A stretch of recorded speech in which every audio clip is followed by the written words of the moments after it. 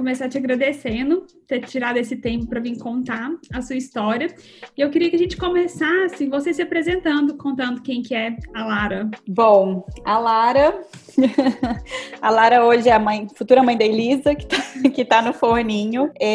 Eu sou formada em biologia, é minha formação original. Depois da graduação eu fiz um mestrado e depois eu fiz um doutorado fora do Brasil. Quando eu retornei desse doutorado, eu tive a oportunidade de reencontrar dois grandes amigos, né, da minha história, e abrimos uma empresa, o Inglês para Desesperados.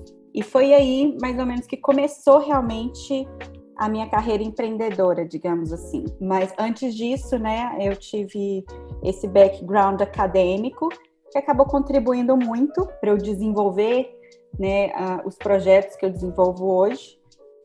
E hoje eu tenho outros dois grandes projetos a caminho, que é o Traduz Aí, que é uma empresa de tradução, e o Natutreco, que é um projeto que vai... Na verdade, a intenção é de divulgação da conscientização do consumo, né, do minimalismo, e, enfim, essa preocupação ambiental. E isso, é difícil a gente falar da gente sem falar o que a gente faz, né? Esses dias eu escutei o Murilo Gun falando exatamente isso. Quem é o Murilo Gun? Quem é a Lara? Então... Ele sempre pergunta, né? Quem é você sem falar o que você faz? Exatamente. E agora, assim, foi o que veio na minha cabeça. Primeiro, a maternidade, a mãe da Elisa. Mas a Lara é uma mulher que sonha muito, é idealista, é feminista, enfim. É uma mulherão da porra. A gente vai descobrir agora um pouco da história dela. Cara, começando do começo, por que foi que você escolheu a biologia? Dois grandes motivos. Primeiro, desde pequena, a ciência sempre me chamou, sem eu saber que era ciência. Então, eu sempre fui muito curiosa, sempre gostei de ver os bichinhos. E eu, muito pequenininha, as meninas gostam muito de brincar de boneca, de casinha, de carrinho também tá excelente, não tem problema, mas eu gostava de brincar de microscópio.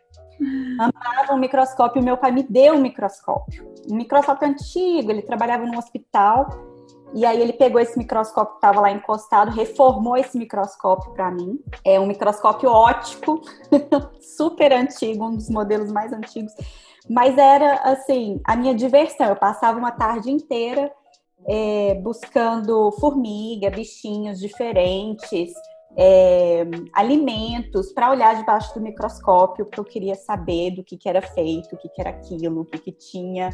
Então, eu acho que essa veia de pesquisadora desde pequena, muito curiosa, muito... sempre fui aquela criança chata do porquê. Toda criança tem a fase do porquê, mas eu acho que eu nunca passei da fase do porquê. Ela tá em mim até hoje. E aí, ao longo da minha jornada também, eu conheci uma pessoa que hoje eu considero um dos meus grandes amigos, admiro ele demais, que é o Gabriel, que é biólogo também. Ele tá até com um projeto super bacana e super informando a gente sobre pandemia, coronavírus. O Instagram dele é Antilero. Quem quer uma coisa com respaldo científico e séria, pode procurar o Instagram dele. Olha, vou procurar já, fiquei curiosa. Então, e aí, na época que a gente se aproximou, a gente ficou muito amigo, e ele tinha acabado de passar no vestibular para biologia, então eu acredito que, assim, foi uma influência muito grande também. Eu falo para ele que eu sou bióloga graças a ele, influência dele, né? Mas eu acho que esses dois momentos na minha vida, né? A infância e essa influência dessa amizade que eu tive com ele. E que a gente não se conecta com as pessoas por acaso, né? Sempre há um porquê. Então, não haveria uma conexão com o pesquisador se não houvesse já um interesse por isso. E aí, quando é que foi que você escolheu, ou quando foi que a academia te escolheu? Qual foi o momento que você falou, não, eu vou tentar a carreira acadêmica e vou no mestrado e chegou no doutorado? Teve um momento específico. Eu tenho muitos momentos marcantes na minha vida, né? Muitos momentos que marcaram ciclos da minha vida, que realmente mudaram a minha vida. E, bom, quando eu entrei na faculdade de biologia, eu sempre fui muito curiosa, eu sempre gostei de tudo dentro de biologia. Não tinha uma coisa assim, Lara, o que você gosta dentro da biologia? Porque é vastíssimo, né, o campo da biologia. Então o meu primeiro estágio foi num projeto que chama Promata, que era de mudas de plantas nativas. E toda oportunidade que aparecia, Lara, vamos fazer, sei lá, estágio ali no laguinho, vamos ali andar na mata procurar semente, vamos ver, tudo eu ia. Então eu fiz estágio em quase todos os laboratórios da universidade, imunologia, malacologia, plantas medicinais, enfim, eu passei por tudo. Um belo dia isso foi mais ou menos no 6º período, a gente ia ter aula com um professor convidado de Ribeirão Preto. E eu estava super ansiosa porque era aula de evolução e eu comecei nessa pegada de evolução e de, né, história da Terra, geologia e como que a Terra é formada, como que chegou, né, no homem, as espécies, especiação. Então eu estava super fascinada com esse tema. E aí eu lembro que apareceu um homem das cavernas, assim, cabeludão, barbudo, com uma mochila da Pacalolo. Você lembra dessa marca, Pacalolo? Nossa, uma mochila da Pacalolo. E todo mundo olhando assim, gente, quem que é esse? E entrou dentro da sala e sentou numa carteira. E a gente assim, gente, esse cara é da biologia, ele tá viajando, vai ter aula aqui agora, né? E aí, todo mundo, tipo, sem entender o que estava acontecendo. E aí ele falou assim, galera, vamos entrar aí. Eu sou o Rafael, professor de paleontologia de Ribeirão Preto. E ele era o professor, sabe? E todo mundo sem entender o que ele estava fazendo ali. Enfim, foi uma das aulas mais espetaculares da minha vida. A gente tem muito essa coisa de professores que marcam, né, a nossa vida, a nossa carreira. E ele definitivamente foi um desses professores. Imediatamente, logo após a aula, eu fui lá conversar com ele, pedir estágio. Eu falei, o que você quer que eu faça? O que tem para fazer? Eu faço qualquer coisa. E aí comecei a estagiar com ele. Comecei a trabalhar com foraminíferos, que são fósseis marinhos, né? E eles são muito utilizados para datação como indicativos de reservas de petróleo. Então, assim, tinha todo um interesse econômico, né, por trás da ciência. Só que ele me despertou muito para a ciência básica, que é a ciência pela ciência, a ciência para você simplesmente descobrir as coisas, né, e ter argumentos e construir uma linha cronológica, enfim. Eu acho que foi nesse momento que eu tive esse estalo, que eu falei assim, é isso que eu vou fazer pro meu TCC. Fiz o TCC, é isso. Aí ele me encorajou a me apresentar para o mestrado, fiz a prova de mestrado, passei na prova de mestrado, ele foi o meu orientador. E aí, antes de defender o doutorado, já surgiu uma oportunidade da bolsa de doc fora. Ele me encorajou a fazer e aí foi emendando uma coisa na outra. E a sua linha de pesquisa do doutorado, assim, é algo bem peculiar, né? Eu considero que todo estudo científico geralmente é uma coisa muito específica, principalmente na ciência básica, né? E geralmente não tem uma aplicabilidade direta, principalmente na sociedade e na economia. Porém, as ferramentas que você adquire durante esse processo, né, e o conhecimento também que você adquire durante o processo, ele é aplicável em qualquer área da sua vida. Então, assim, eu estudei uma coisa muito específica, que foi um processo de extinção de um grupo de animais durante o Permo-Triássico, que foi o maior processo de extinção que já aconteceu na história da Terra. O dos dinossauros ficou mais famoso, né? Mas ele foi ínfimo perto desse processo durante o Permo-Triássico. Mas a noção de evolução, a noção de geologia, de espaço-tempo que eu adquiri nesse processo, ela hoje se aplica, assim, em tudo que eu vou fazer, né? Então, eu acho que por mais que estudos acadêmicos sejam realmente muito específicos, o especialista do especialista do especialista, né? Tudo que você faz para chegar até aquele resultado se aplica em qualquer coisa que você for fazer. Inclusive, a bagagem da academia, ela é única. Nada nessa vida nos dá a bagagem que a academia dá. Não tem outro caminho. Ô, Lara, e foi justamente nesse período que você teve na Argentina Argentina, fazendo seu doutorado, é que ocorreu uma história aí hoje que você levanta uma bandeira, né? Sim. Se você ficar à vontade, eu queria que você contasse para nós aí o que aconteceu com você. Bom, eu contei desse momento mágico da minha vida, que foi conhecer o Rafael, que foi quem me levou para esse mundo acadêmico, né? De pesquisa realmente. E ele foi um pai para mim, um pai mesmo, sabe? Me pegou na mão e falou assim, vamos fazer, vou te ensinar. E foi uma relação muito bonita até, né? De cumplicidade, de amizade, de aprendizagem. Aprendi muito com ele, muito. Infelizmente, ele, pouco depois da minha defesa do mestrado, ele faleceu. Ele já estava doente, ele não falou nada, mas ele já estava doente já há algum tempo. Ele tinha câncer e ele veio a falecer alguns meses depois da minha defesa de mestrado. Então, até depois tudo fez muito sentido, porque ele me encaminhou para o DOC, meio que me deixou já preparada. Depois toda aquela coisa que ele falou, não, vai, inscreve, faz. Não, mas eu não terminei mestrado. Não, mas pode fazer. Tudo fez sentido, né? E aí, eu fui para a Argentina sem conhecer o meu orientador, né? Foi tudo muito rápido, aconteceu tudo muito rápido, a bolsa saiu muito rápido. Eu nem esperava, na verdade, que essa bolsa saísse. Eu estava no Nordeste do Brasil, na Bacia do Araripe, fazendo coleta, trabalhando. E aí, quando a gente foi para o Crato, que era a cidade mais próxima, eu lembro que eu fui numa lan house checar meus e-mails e tinha um e-mail espanhol lá, tipo, com felicitaciones, tu beca foi otorgada. E eu não sabia o que significava isso. Eu falei, né? Eu falei, Rafael, olha aqui, recebi um e-mail aqui do CONICET, que é o órgão equivalente à CAPES lá, CNPq. E aí ele olhou assim pra mim, você vai pra Argentina! Aí eu... E no e-mail tava falando que eu tinha uma semana para me apresentar. Então foi muito rápido. Peguei minhas coisas, desfiz do meu apartamento em poucos dias, 2 dias. Comprei uma passagem, fui para Argentina.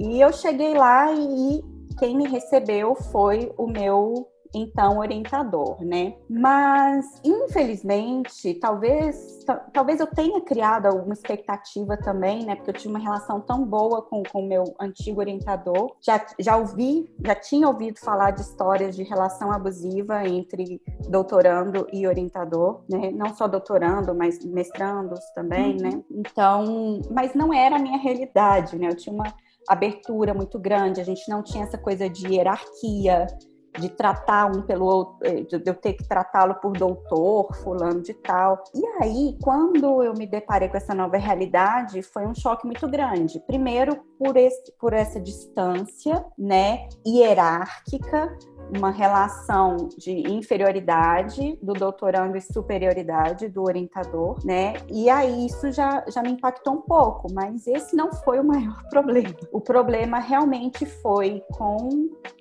ao longo do tempo eu fui percebendo, né? Na verdade, eu percebo hoje o que aconteceu. Quando está acontecendo com a gente se culpa.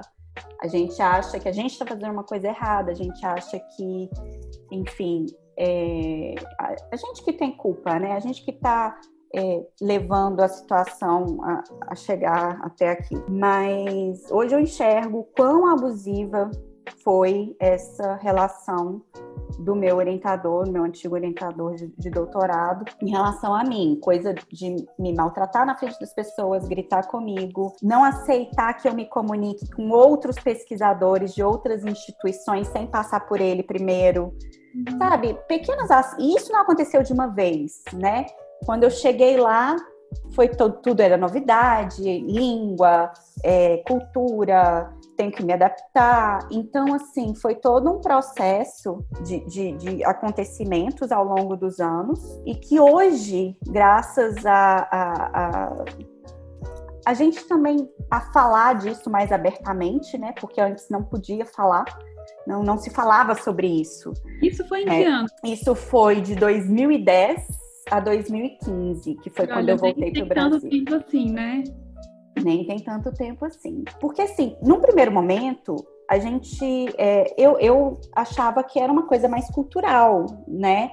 Porque era um instituto muito tradicional da Argentina. A Argentina tem instituições super tradicionais, mas para chegar ao ponto que chegou, né, de eu me trancar no banheiro, às vezes, do trabalho, para chorar, nossa, e me sentir burra, me sentir estúpida, me sentir incapaz e ter que me provar o tempo inteiro.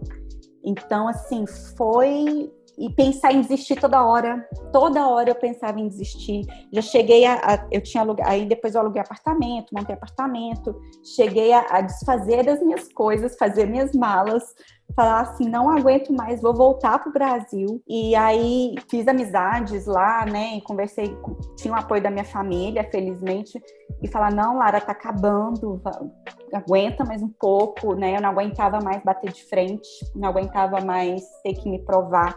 Era tortura emocional. Totalmente, né? Comentários que você escuta em corredor, né? E aí, um ambiente onde prevalecem homens, né? E aí a gente também, às vezes, acabar escutando coisas que a gente não quer escutar, né? E chegou um tempo, eu não lembro se foi o ano passado, mas houve um movimento dentro da universidade e você descobriu que você não tinha sido a única vítima, né? Dessa pessoa específica. Houve um movimento, né? Exatamente. Eu recebi um e-mail do RH, do instituto que eu trabalhava, me relatando, né, que houve todo um movimento, que essa pessoa foi denunciada no primeiro momento. Ainda eu tive notícias até esses dias, né, que tá em processo ainda, né, e me pedindo um depoimento, pedindo que eu deposse, contando o meu relato, porque meu nome foi levantado, né, numa das reuniões. Então, a partir de uma pessoa que teve coragem de denunciar, uma série de outras pessoas, não, mas eu também, e se sentiram mais fortalecidas. O meu posicionamento, eu conversei muito assim com a minha família com respeito a isso. Meu posicionamento foi o seguinte: eu sofri muito, muito, e aquilo deixou uma cicatriz muito forte em mim, mas hoje não me afeta mais. Realmente, eu acho que assim, não é nem questão de perdoar, porque eu acho que a gente não precisa perdoar para seguir a vida.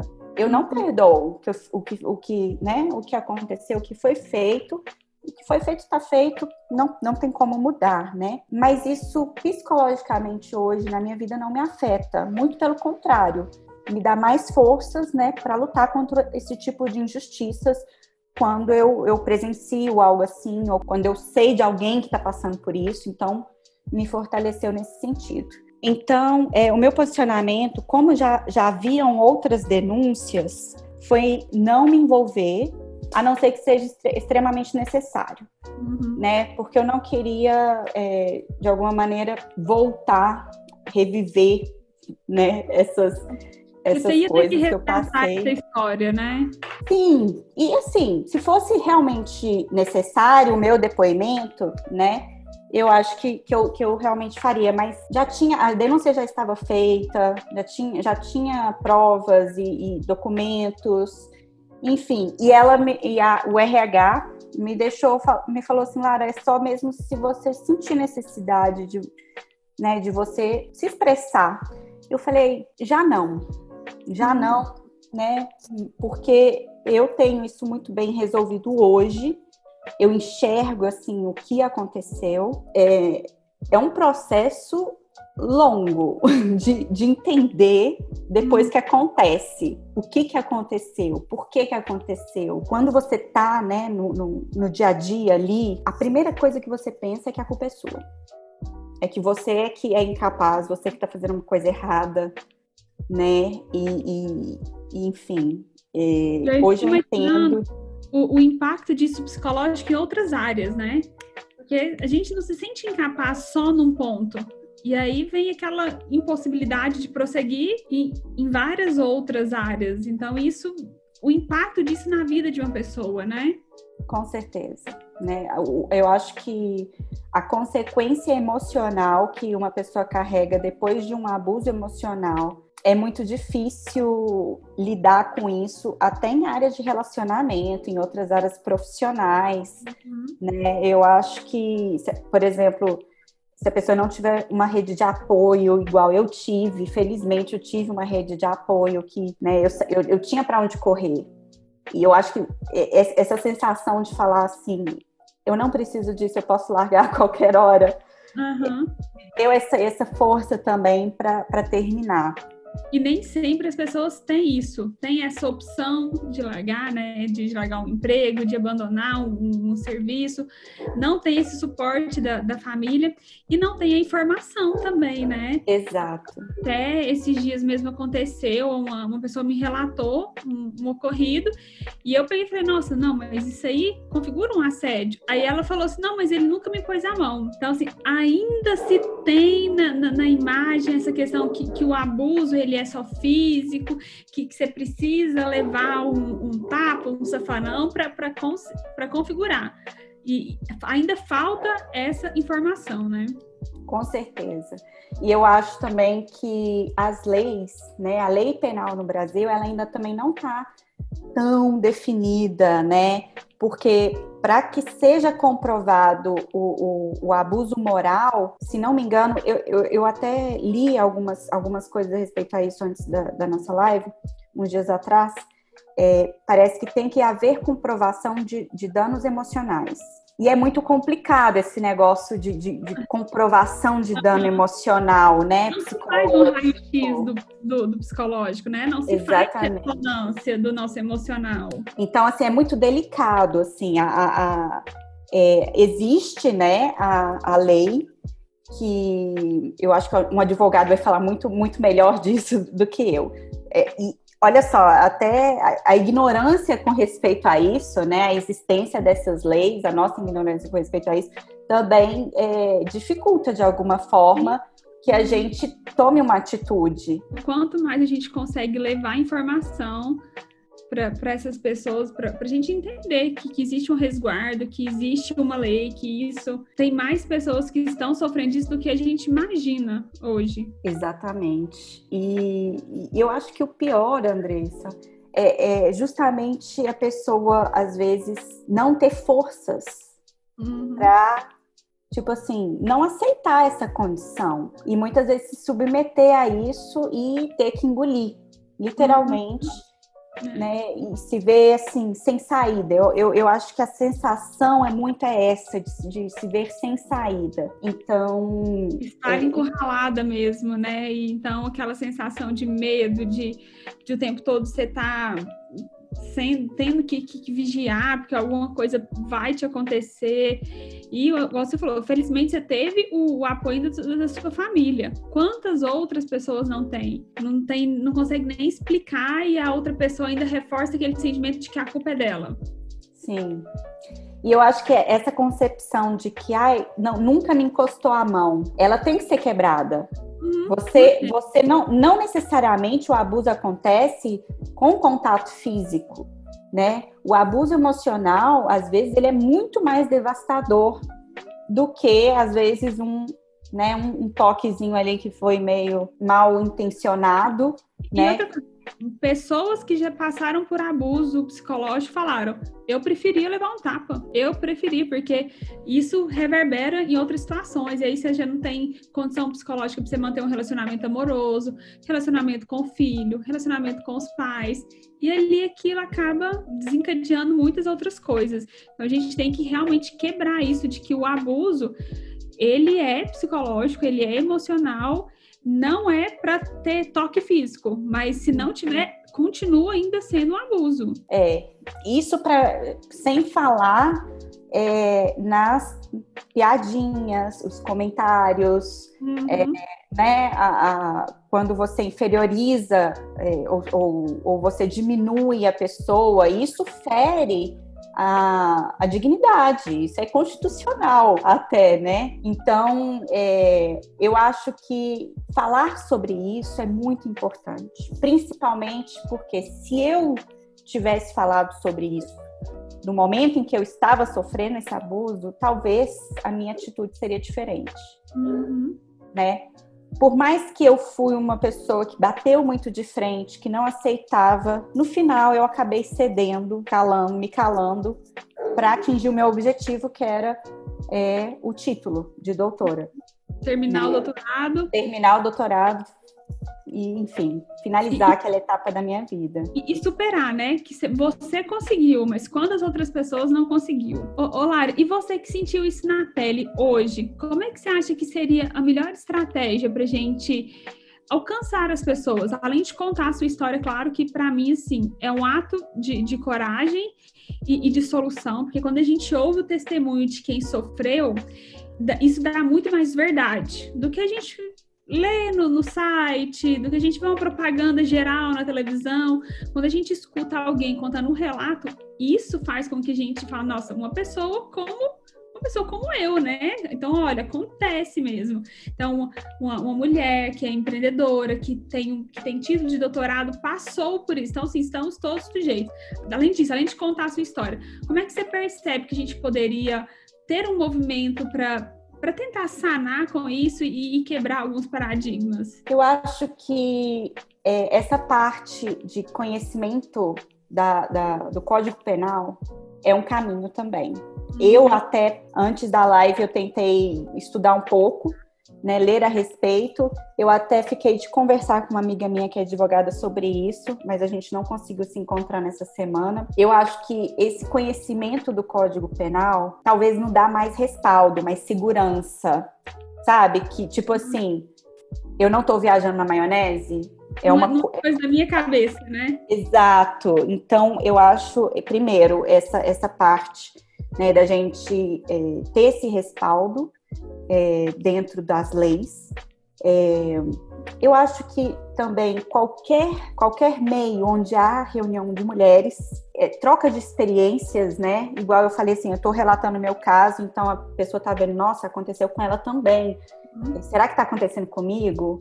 Né? Então, eu acho que simplesmente só de falar disso mais abertamente, porque muitas pessoas têm vergonha de falar sobre isso, ou não, realmente não identificam os sintomas, né, na relação abusiva. Já é uma maneira de ajudar mulheres que estão, principalmente mulheres, né, mas homens também sofrem abuso emocional. Por exemplo, no Sebrae Delas, né, é um tema que a gente pode abordar com mais naturalidade mesmo, né, porque vai falar assim, vai falar de abuso, principalmente quando envolve abuso de mulheres, né? Muita gente fala, não, que frescura, nossa, é piadinha, aí vai pro lado, né, E só quem é mulher e só quem já passou por isso sente como são essas piadinhas, né? Ah, mas não pode falar nada,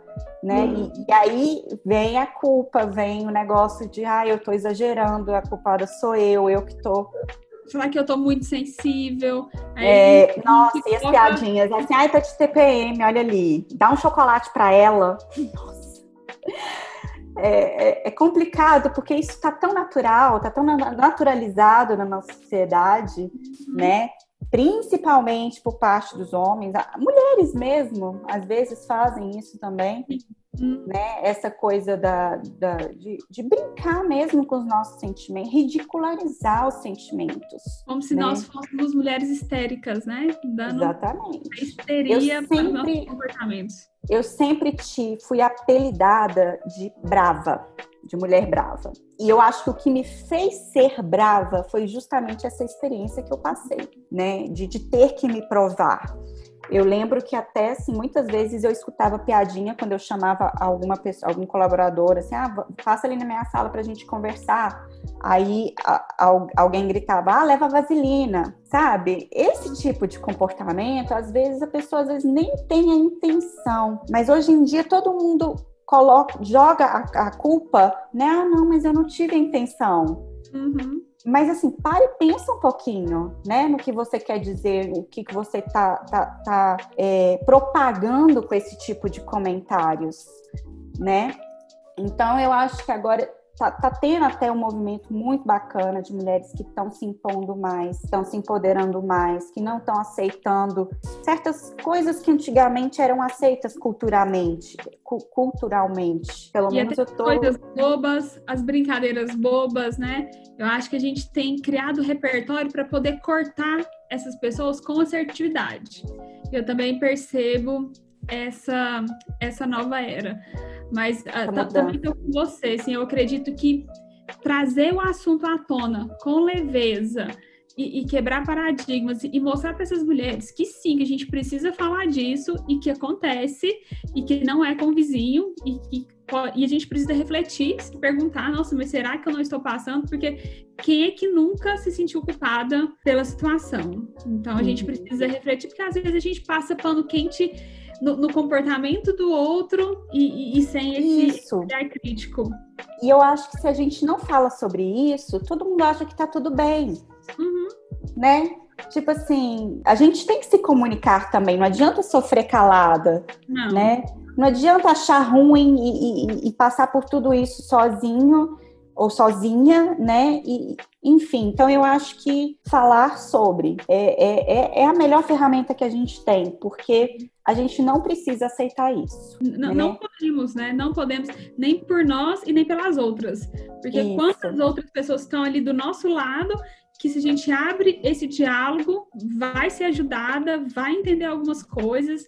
E se a gente também não fala, isso vai postergar e pode chegar em situações extremas que vai perder o controle. Todo mundo vai perder o controle. Então, realmente, assim, acho que é um diálogo indispensável, a gente precisa falar. E quanto mais canal a gente puder abrir, hoje a gente tem aí as redes sociais, tem a internet que a gente consegue escalar esse assunto, que bom, né? Mas até menos que isso, sentar ali com seu grupo, com seu time, você trabalha com uma pessoa ou com duas pessoas, que seja entre essas pessoas, mas que a gente não deixe de falar, que a gente não seja omissa. Se nós já tiramos alguma parte dessa ignorância, então acho que aí já virou um dever a gente poder falar sobre isso. E não só informar as outras mulheres, mas os homens também, né? Porque eu vejo muito, o que eu vejo muito são atitudes que se repetem porque são consideradas normais. Igual, muitas vezes a pessoa realmente não tem intenção de ferir, né? Mas ela nunca parou para pensar se aquilo realmente afeta alguém ou não. Então, assim, por exemplo, eu tento conversar muito com meu parceiro, nós vamos ter uma filha mulher agora, então eu toco muito nesse assunto da criação, da liberdade da mulher, o quanto a mulher, né, nossa geração foi criada de uma maneira podada, onde a gente tinha que tomar cuidado cada passo que a gente dava, né? E assim, a gente conversa muito. Hoje ele já tem uma cabeça completamente diferente com relação à criação de mulheres, né? No contexto atual. E assim, justamente a comunicação ela tem que ser aberta tanto para as mulheres que sofrem, quanto para as pessoas que, às vezes, indiretamente, são as responsáveis pelo abuso emocional. E assim, a gente precisa abrir o diálogo, porque na maioria das vezes, o abusador, ele também tem um histórico sofrido, ele também passou por alguma coisa, e também não é porque ele está naquela posição agora que ele também não precise ser acolhido, né? Sempre há outras. Então, assim, precisa abrir para esse diálogo para entender mesmo. E ajudar as pessoas, independente de quem que a gente possa ajudar as pessoas. Mas show de bola, acho assim que você contando essa história, com certeza que a gente já vai conseguir ajudar muitas pessoas, pelo menos aquele primeiro start para entender que a gente precisa falar disso. Lara, eu queria que você contasse também um pouco para nós. Eu não tão forte como você, mas eu vivi também os dois mundos que para mim são duas coisas completamente diferentes. A academia e o mundo do empreendedorismo. Parece que a gente não tateia o mesmo lugar. Eu fiz o papel reverso, eu fui empresário primeiro e depois eu fui para pesquisa, mas quando eu cheguei dentro da universidade, quando eu cheguei no mundo da pesquisa, eu falei, gente, o que está acontecendo? Até na minha dissertação tem um capítulo que é LinkedIn versus Lattes, que eu vivia o mundo do LinkedIn, né? Então a gente tinha uma linguagem própria, uma forma de falar. Aí você chega na academia, tudo é Lattes, tem que ir pro currículo Lattes, só vale se for pro Lattes, me manda seu Lattes. E aquilo para mim até então não tinha peso nenhum. Então, assim, eu não buscava fazer uma formação ou estar num congresso por causa de uma certificação. Não entendia que assim, aquilo custou entrar na minha cabeça. Falava, gente, mas que besteira, vamos lá, mesmo que não vai pro Lattes, mas a gente vai ter uma experiência. E aí minha cabeça era, não, dá para postar no LinkedIn, fazer uma conexão, fazer um network e mostrar isso para as pessoas da academia, sim. Não, você tá ficando doida, a gente vai sair daqui para ir em tal lugar. Como é que foi para você sair da academia e cair no universo do empreendedorismo, empreender numa startup, que vocês começaram como startup, né? Que é um universo também totalmente diferente do mercado tradicional. Então, eu falei sobre isso esses dias, Andressa, dessa experiência, né? Das diferentes sensações, diferentes demandas. Enfim, a minha conclusão, vivendo nesses dois mundos, é que, de um lado, a gente tem a academia, que é muito... É um ambiente mais tradicional, é um ambiente que tem mais regras, é um ambiente onde existem muitas hierarquias ainda, é um ambiente onde você tem uma história muito mais longa, né? Um background, assim, historicamente, assim, gigantesco. Enfim, eu sinto que, de alguma forma, é um mundo realmente mais limitado, onde existem mais regras a serem seguidas, né? Então, a sensação que eu tinha no doutorado, por mais que eu desenvolvi diversas habilidades que eu utilizo hoje, né, no mundo empreendedor, a sensação que eu tinha era que eu ficava um pouco limitada dentro do que eu queria fazer. Você tem que delimitar o tempo inteiro. Senão, você nunca termina a sua pesquisa. Porque isso é muito comum. Quem já fez pesquisa científica sabe que você começa a pesquisar e você tem uma hipótese 0 e uma hipótese 1 ali. E aí você começa a se perder no meio do caminho. Então, você tem que ter um foco muito certo para você responder as perguntas que você tem que responder. Então, assim, é meio que um caminho mais linear. Já o mundo do empreendedorismo é um mundo de possibilidades.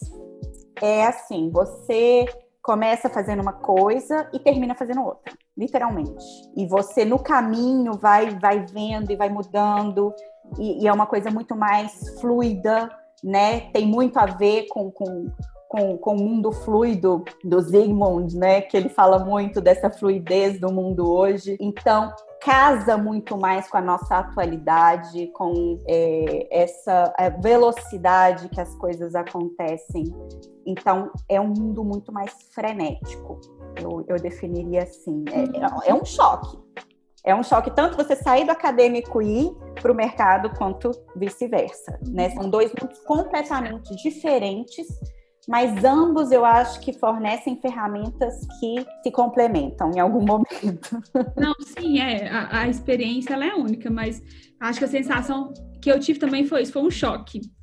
E eu acho que, para mim, talvez ainda tenha sido pior, porque eu vivi a loucura do empreendedorismo, eu cheguei frenética na academia. Então, eu não fui bem recebida, não fui bem aceita, eu não consegui fazer uma conexão, porque...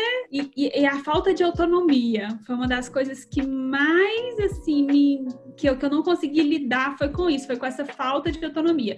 Tudo você precisa de um alguém, você precisa de uma instituição, você precisa passar por um comitê, você não pode experimentar nada, você não pode fazer um MVP, você não pode fazer nada. Tudo tem que estar muito... E isso, assim, me dava um abafamento. Eu falava, ai, meu Deus. E tudo muito moroso também. Então, quando uma coisa era liberada, eu já não queria mais, já não fazia sentido fazer aquilo. Aí, como você falou, no final da minha dissertação, eu acabei fazendo uma pergunta sobre o Covid, que há 2 anos atrás não era a minha hipótese de jeito nenhum. Aí o negócio foi andando. Pela academia, eu nunca teria saído do script, né? Mas essa coisa que a gente tem dentro dessa inquietude me fez bater de frente e brigar. Mas acontece, eu também senti, eu acho que você definiu muito bem. O que a gente sente é sair do mundo frenético, entra na academia que é mais engessada, e é um choque. Não tem outra palavra mesmo para definir isso, que é um choque. E como é que foi, Lara, para você abrir mão dessa carreira acadêmica, colocar seu diploma na gaveta e falar, opa, vou empreender? Apesar que eu entendo que você nem foi tão longe, que você foi para a área da educação, você teve uma escola, né? Mas mesmo assim, existe o ego da academia, né? Eu não sei se você viveu isso na sua trajetória, mas no pouco que eu percebi, assim, tem muito isso. Eu fiz mestrado, então, por favor, me chame de mestre, e agora eu preciso honrar com esse título, e os doutores a mesma coisa, e a gente já não senta na mesma mesa. Como é que foi para você abrir mão disso e falar, não, vou pro Oceano Azul? Não foi do dia para a noite. Foi uma coisa meio que foi acontecendo. Eu fui me envolvendo, né, com o que estava acontecendo. A minha ideia era realmente fazer um pós-doc quando eu terminei o doutorado, mas eu queria um tempo para digerir tudo aquilo que tinha acontecido. Enfim, quando eu comecei a trabalhar, eu sempre ficava assim, não, eu estou fazendo isso, mas depois eu vou fazer meu pós-doc. Não, eu vou fazer isso aqui, mas depois eu vou fazer um pós-doc. Até que chegou um momento que eu não tive mais vontade de fazer pós-doc, né? Foi uma coisa que realmente eu consegui trazer o que eu mais amava do acadêmico para o empreendedorismo, que é a pesquisa, que é você não se contentar com uma verdade que te impuseram ali. Não, por que tem que ensinar inglês assim? Por quê? E se a gente fizer de outro jeito? Vamos testar? Vamos experimentar? Então, era o meu laboratório, né? Então, eu pude experimentar muito, fiz muitos MPVs. Então, foi uma universidade para mim, essa primeira empresa. E tudo que eu aprendi, tanto no acadêmico, quanto nessa outra universidade, que eu considero que o empreendedorismo, empreender é fazer uma faculdade, é fazer uma universidade de vida, não é? Eu, por exemplo, eu tinha muito conhecimento de biologia, não sabia nada de finanças, não sabia nada de economia, não sabia nada de leis penais, eu não sabia nada de nada. Eu sabia só um pouquinho de biologia, era o que eu sabia. Então, te dá também, assim, uma versatilidade tão grande, porque às vezes a gente até tem vontade, tem criatividade, tem ideias dentro da academia, mas a gente às vezes não consegue expressar tanto isso. E no ambiente acadêmico, realmente, você pode ser o que você quiser, né? Igual, hoje, eu sempre tive esse sonho de fazer algo na veia ambiental, né? Sou bióloga e tal, bicho grilo. Já pesquisadora, microscópio, plantinhas. Exato. E assim, a minha preocupação como cientista não é com o planeta Terra, por incrível que pareça. Eu não sou defensora da árvore e do não sei o quê, e do peixinho e da não. Eu sou defensora da humanidade, das nossas próximas gerações e a qualidade de vida que elas vão ter. Porque é o seguinte, o planeta vai continuar. A gente vai passar por aqui, vai fazer um estrago danado, vai morrer, vai extinguir ser humano, Homo sapiens, e o planeta vai continuar. O processo de especiação continua, o processo de limpeza do planeta continua há anos, milhões, bilhões de anos. Então, o que a gente acha que a gente é para falar assim, vamos salvar o planeta, né? A gente não vai destruir o planeta, a gente vai destruir a qualidade de vida das nossas próximas gerações, né? Então, assim, tendo esse olhar mais até egoísta, mas não é egoísta, porque realmente a Terra tá se lixando para ser Homo sapiens. E ela, por si só, ela mantém a homeostase dela, né? Ela dá o seu jeito. Exatamente. Então, tudo que a gente está fazendo vai voltar pra gente. Está voltando pra gente, né? Mas essa questão que você fala que você queria empreender nessa questão do planeta, que seria com esse empreendimento novo do Naturtrep. E é uma pegada de coisas sustentáveis? É uma pegada de divulgação de novos hábitos para que as pessoas se tornem pessoas com consumo mais consciente. E né? que, consequentemente, a gente poupa muita coisa do meio ambiente. Exatamente. Então, vão ter produtos, vão ter sugestão de produtos que vocês podem desenvolver na casa de vocês, né? Pequenos hábitos, são realmente assim, pequenos hábitos que você muda no seu dia a dia que podem, né, trazer benefícios gigantescos no futuro. Então, gente, é um projeto novíssimo, né? O Instagram foi criado assim ontem, mas já tem lá um pouco da descrição, da proposta, né? @natutreco no Instagram. E assim, é um movimento, na verdade, é um movimento para quem tem o interesse dessa mudança, para quem tem o interesse, assim, o que eu posso fazer para ter um consumo mais minimalista, um consumo que impacte menos o meio ambiente, pensando justamente nas próximas gerações, até porque eu estou num momento onde eu estou gerando uma vida e eu me preocupo, como que vai estar o planeta quando a minha menina estiver se desenvolvendo, crescendo, se alimentando, aprendendo, né? Então, toda uma projeção aí para as futuras gerações, realmente. Não, com certeza. E, assim, imagino que a maternidade deve ter aflorado isso mais em você, né? E que tenhamos essa oportunidade. Eu acho que a mulher, depois que ela é mãe, ela começa a ter uma sensibilidade que é de outra dimensão. Eu vejo o quanto que as mulheres evoluem e você a Elisa nem nasceu, já tá te deixando mais evoluída. Claro, e pra gente terminar, acho que a gente não poderia deixar de falar que sou fã, quando você fala de hábitos, do seu estilo de vida. Barriguda, crossfiteira, treina, tem uma alimentação saudável. Como é que foi?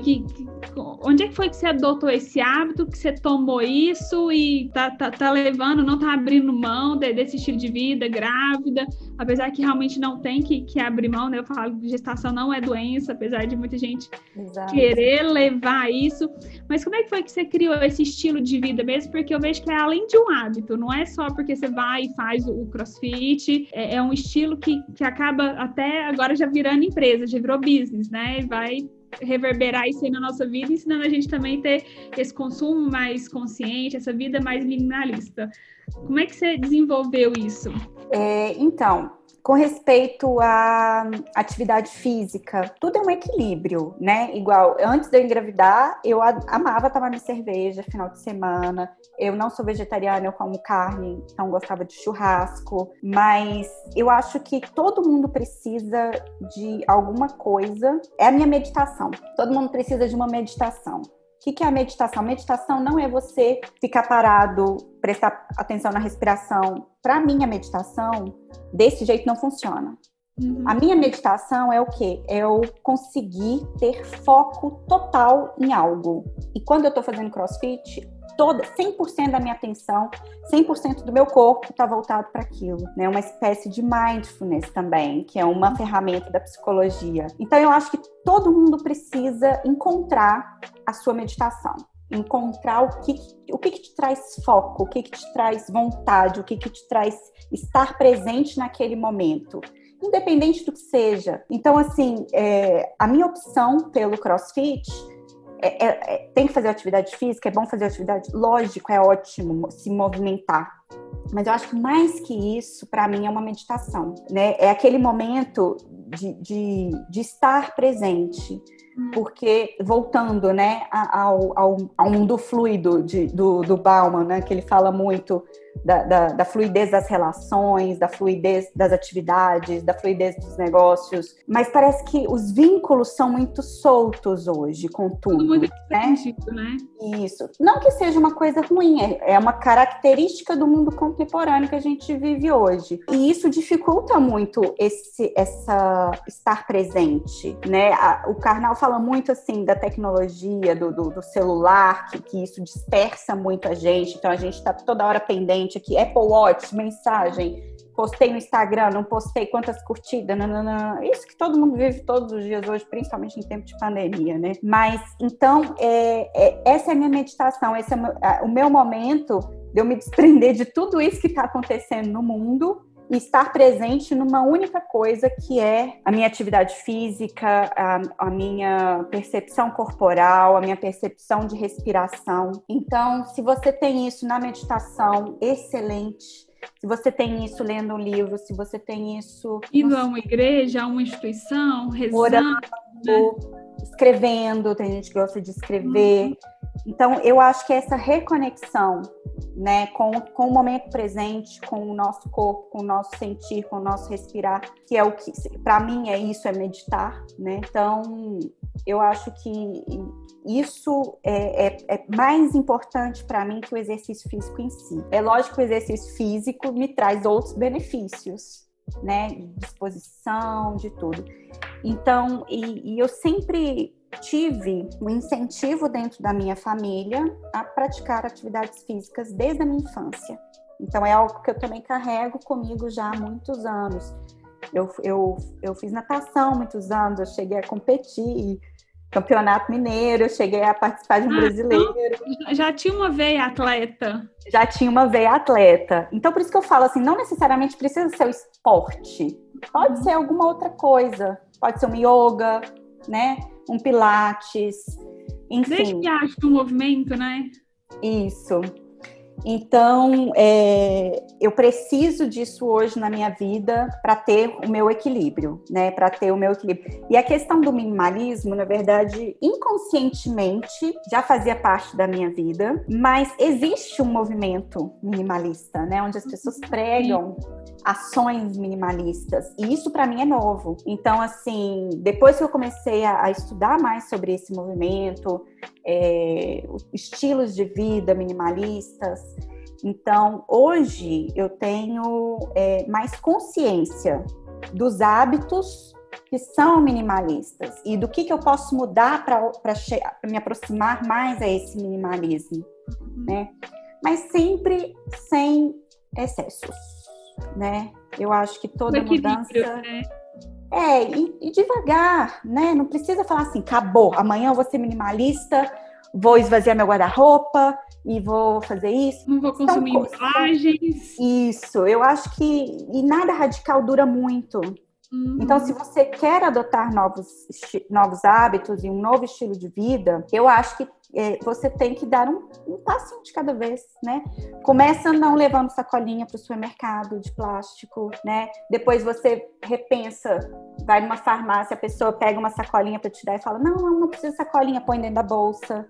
E isso já vai, tipo assim, acionando outros gatilhos para outros comportamentos que você começa a ter automaticamente, né? Porque eu acho que essa coisa muito assim, ok, virei vegano do dia para a noite, seu corpo vai sentir, sua rotina vai sentir, né? É muito perigoso essa coisa de alimentação também. Igual assim, eu tenho minha alimentação saudável, eu não precisei tomar nenhuma reposição de vitamina, nem de nada durante a minha gravidez. Mas porque eu como de tudo.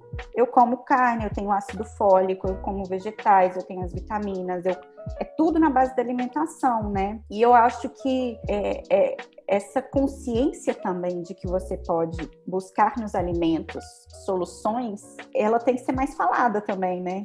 Porque você não pensa assim, tô com vitamina C baixa, vai ali e compra uma vitamina. Tô com não sei o que baixo, vai ali na farmácia.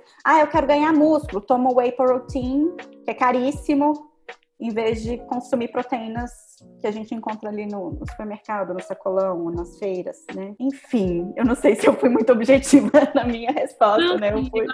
Eu só queria ressaltar que existe esse estilo de vida e com certeza isso reflete hoje na sua vida como um todo, nessa mãe que tá treinando, que tá saudável, que não precisou repor vitaminas, e nessa empreendedora que quase ganha neném, tá abrindo empresa. Viram que ela criou o Instagram ontem, então assim, que disposição, né? Eu só queria fazer esse link mesmo do quanto dessas multifacetas da Lara, empreendedora, doutora, esposa, filha, irmã, atleta, e que dá conta de fazer isso tudo, e com certeza que eu acredito muito nisso por meio do estilo de vida que você leva. Acredito que se não fosse as escolhas que você fez até aqui, talvez você não estaria contando isso do jeito que você conta, com essa leveza, contando, treinando, a gente vê essa vitalidade, né? Daqui de onde eu tô, não dá pra ver que você tá grávida. Tem que mas outro tabu, né? Eu escutei muitas coisas durante a gravidez. Eu fui avisada pela minha médica, né? Nossa, ser engravida todo mundo vira médico, todo mundo vira doutor e todo mundo tem um caso para contar, todo mundo tem uma experiência. E experiências são ótimas, né? Experiências assim, você conta como uma história, como uma experiência de vida, como um acontecimento. Mas as pessoas às vezes tomam experiências únicas e formam opiniões tão fortes sobre determinados assuntos, né? Que isso gera até um desconforto, às vezes, né? Na hora da conversa, porque ela deixa de ser argumentativa para ser opinativa. Não, mas é porque a minha irmã passou por isso, e você não pode fazer crossfit, você não pode ficar de cabeça para baixo. Então, assim... E vira uma verdade absoluta. Exato. Coisas que eu combato a todo momento. Não, mas olha aqui, lê esse artigo científico de 2019. Inclusive, eu postei, porque quando eu comecei a treinar e postar realmente nas redes sociais... que eu continuei a fazer. Eu nunca parei de fazer crossfit desde quando eu descobri a gravidez. Lógico que eu tenho o aval da minha médica. O Gustavo, né, que é o pai da Elisa, ele é educador físico, então ele estava o tempo inteiro ali comigo. Eu tive respaldo de fisioterapeutas. E outra, gente, eu tenho um histórico onde eu sempre fiz atividade física. Eu não falei assim, engravidei e vou fazer crossfit, né? Vou ficar de cabeça para baixo só porque eu engravidei. Exatamente. Então, assim, coerência, né? Coerência nas suas atitudes com o que você fala e faz, né? Então, tudo que eu procuro fazer, eu procuro ter respaldo, eu procuro ser argumentativa e não opinativa. Então, eu posso fazer crossfit na gravidez? Eu, Lara, não tenho know-how para responder isso. O que eu vou fazer? Eu vou procurar profissionais, vou pegar diversas opiniões, eu não vou ficar com a primeira opinião que eu escutar, vou pegar diversos artigos, porque uma conclusão de um artigo também não é a verdade final, né? Então, o que eu fiz foi isso. Engravidei? Quero fazer crossfit? Quero. Então, vamos lá. Google, artigos científicos recentes, né? Isso é muito importante, porque não adianta também só pegar... Olha aqui, eu li num artigo lá de 1942, né? As coisas, né? Eu acho que... Outra coisa que as pessoas têm que aprender a fazer também é ler artigos científicos. E a vida acadêmica ensina pra gente, né? Ler com olhar ciência é um artigo. Isso. E ler com o olhar crítico, né? Não tomar essa informação, que às vezes é científica, tem experimentação, tem tudo, como... Não, mas é porque eu li no artigo científico. Uhum. Não, sempre é a visão crítica. Eu bato muito nessa tecla da visão crítica, né? Do questionar mesmo, de olhar ali, não, mas como é que foi essa metodologia? Deixa eu dar uma olhada aqui, como é que foi essa experimentação? Deixa eu comparar com outro autor que ele cita. Então, eu acho que essa curiosidade, né, que a gente tem na vida acadêmica de, não, mas esse autor... Porque um trabalho te leva para outro, um trabalho te leva para outro, um trabalho o inconformismo, né? Exato. E eu acho que o inconformismo, ele é o ponto de encontro da vida acadêmica, da ciência com o empreendedorismo. Perfeito. Eu acho que esse é o ponto que a gente se encontra. Porque o pesquisador, ele é inconformado com a resposta e o empreendedor também, ele é inconformado com o resultado. Uhum. Aí, esse é o momento que a gente consegue dar as mãos e falar, não, então a gente caminha. Porque a ciência, ela se baseia na dúvida. Sempre, nunca na certeza. Exato. E é isso que a gente leva para o empreendedorismo e vice-versa, né? Exatamente. E é por isso que a gente não precisa dar as costas, né? A gente não deve dar as costas. Mas preciso deixar claro que tem gente que não tem perfil para academia e eu não estou nesse time. Eu não sou. Tentei, experimentei, senti na pele, agradeci o aprendizado. Falei, não, esse lugar não é para mim. Mas com muito prestígio e muito grata a quem doa a vida pela ciência, né? Porque é uma doação. Gente, é uma doação. Quem escolhe viver a vida acadêmica, a pessoa, ela vive e ela respira a academia. A gente precisa ser muito grato aos cientistas. Sim. Lara, mas era isso. Muitos insights, muitas viradas de chave aqui, com certeza. Quem prestar atenção aí vai ver que daria pra gente falar aqui a noite inteira, muita coisa interessante. Quero te agradecer, te desejar aí um bom momento que daqui para frente você deve dedicar à sua maternidade, né? E conte com a gente também que sua vida empreendedora está recomeçando, empreendimentos novos, metas novas. O que a gente puder te ajudar, estamos aqui. E traduções com a Lara e vida natural com a Lara.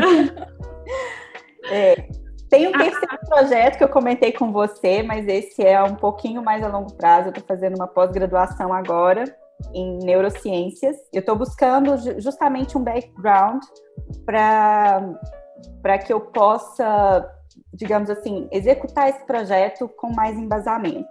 Né? Eu tenho muito interesse em fazer um trabalho com crianças. Por que será? Com crianças, fomentando justamente certos tipos de conhecimento que a gente não aborda na escola tradicional. Então, principalmente autonomia, senso crítico, né? Despertar a criatividade nas crianças, despertar a naturalização da diversidade, né? Do diferente. Então, assim, é uma proposta que vai em conjunto com a escola tradicional, onde é necessário, né, o conteúdo ser passado, mas eu gostaria de ter uma oportunidade de trabalhar outras habilidades que, às vezes, inteligência emocional, que muitas vezes a nossa geração hoje sofre por não ter tido acesso a isso antes, né? E a gente busca desesperadamente hoje por essas ferramentas, que são justamente as ferramentas do profissional do futuro, né? É o que o mercado hoje demanda, e por que não trabalhar isso, né, na primeira infância? Não, nem a pergunta, tem que trabalhar, né? Exato. Isso já é uma certeza que a gente já tem, é ali, é o momento, é ali. Uau, Lara, então os projetos são grandes. São grandes e assim, a gravidez me mexeu muito comigo, porque você começa a se questionar qual mundo eu quero deixar para minha filha, né? Qual mundo eu quero que a minha filha viva, se relacione, consuma, se alimente, né? Vote, é muito importante. Então, surgiu essa preocupação, que foram frustrações que eu acho que da nossa geração. Sim. Né? Que a gente luta muito contra isso hoje, porque eu tenho conhecimento de biologia. Ok, em quem que eu vou votar esse ano? Em quem que eu vou... Né? Como é que eu vou lidar com as minhas emoções? O que é isso que eu tô sentindo, que eu não sei que eu tô sentindo? Como é que eu vou nomear isso? Como é que eu vou fazer a outra pessoa entender o meu ponto de vista? Então, assim, o buraco é mais embaixo, né? Muito mais embaixo. Nossa, mas muito, muito, muito, muito bom. Quando você tiver mais elaborado, vamos conversar de novo, que esse também é um tema que me interessa muito. E você deve ter feito também o Reaprendizagem Criativa, depois que eu fiz aquele curso do Murilo. Maravilhoso. Nada tira da minha cabeça, que é por aí também. Meu mestrado foi na área da educação, a minha pesquisa foi... eu quero ler depois. Acabou que eu trabalhei muito tecnologia e também aprendizagem autodirigida, que também levanta a bandeira, que é uma das skills que a gente precisa ensinar junto com a inteligência emocional e junto com essas outras habilidades aí do futuro. Então, assim, tô com você. Vamos, maravilhoso. A hora que tiver mais amadurecido, a gente conversa de novo. Lara, muitíssimo obrigado pelo tempo que você dedicou aqui, contando a sua história, pela coragem de expor esse assunto que é tão delicado, esses vários insights, colocar um pouco aqui do seu know-how. Com certeza a gente vai conseguir ajudar muitas pessoas, principalmente as mulheres, que é a sua bandeira, é a minha também. Entendemos que homens também precisam de ajuda, mas cada um tem uma bandeira e essa é a nossa, né? Com certeza, com certeza. Andressa, eu que agradeço, né, essa oportunidade aqui de falar sobre temas que eu sou apaixonada. Então, me move realmente, porque eu sou apaixonada por tudo isso que eu falei aqui hoje, pela academia, pelo empreendedorismo, pela pelo movimento de consumo consciente, agora pela maternidade. Então, assim, eu que te agradeço do fundo do coração. É sempre ótimo trabalhar com você, né? Eu gosto de conversar com pessoas assim que enfim, a gente fala a mesma língua. Isso é muito, muito gostoso, flui muito, muito bem. E assim, a última mensagem que eu quero deixar é para as mamães, né? Mamães que sonham em empreender, que sonham em fazer um curso durante a gestação, né? Eu acho que existe um tabu realmente falando, não, como se grávida fosse doente, grávida não pode isso, grávida... Nossa, Lara, você é louca, você começou uma pós-graduação, você está com quase 9 meses de gestação. Enfim, eu acho que a gente não tem que ter medo.